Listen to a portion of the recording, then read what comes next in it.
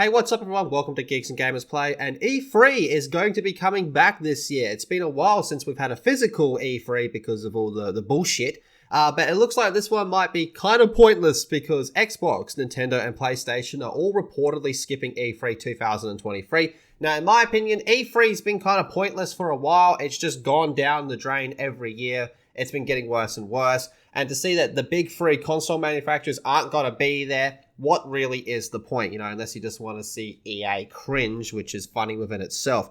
So E3, the trade show which traditionally held at LA Convention Center, has been the hub of some of gaming's biggest announcements and showcases over years, thanks in no small part to Xbox, Nintendo, and Sony, as the gaming giants have used the event to reveal many of its biggest projects, the new hardware developments on stage. However, all three are reportedly not going to be showing up to this year's event. So according to sources close to IGN, none of the big three are participating in the event, nor will they have any presence at the convention center.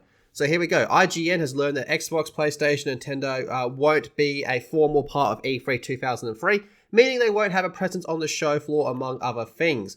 So Xbox has traditionally attended E3, even being on board the Entertainment Software Association, the organizers of E3. So its decision not to have any presence during the event comes as a surprise, as they were the most likely to do so. So at the last E3 back in 2019, Xbox had booths set up in the neighboring Microsoft Stadium instead of the convention center itself, and in a blog post announcing games to be released later this year, Xbox says they're working on Standalone Show in the summer with no mention of E3, and that's this blog here. So it looks like Xbox wants to go down the route of doing more of these developer direct things, and like I said when I talked about it, I feel like this has potential. I just thought that this particular developer direct didn't really have any decent content to show off, in my opinion, of course.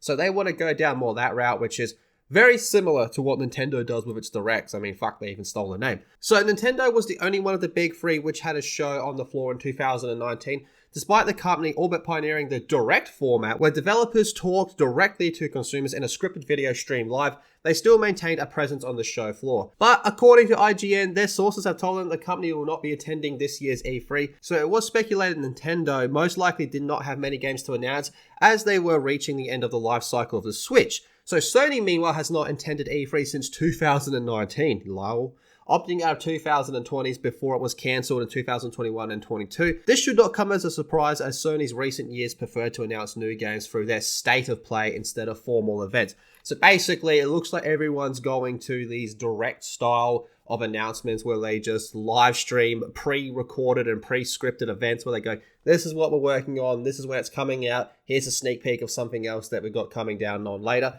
And like I said, I think that's actually a better way to go about it. It saves everyone a lot of time, especially with the state that E3's in. I do agree that that's probably the better way to go about these. So looks like E3 is just continuing to circle down the drain. But you tell me how you're feeling about this in the comments section down below.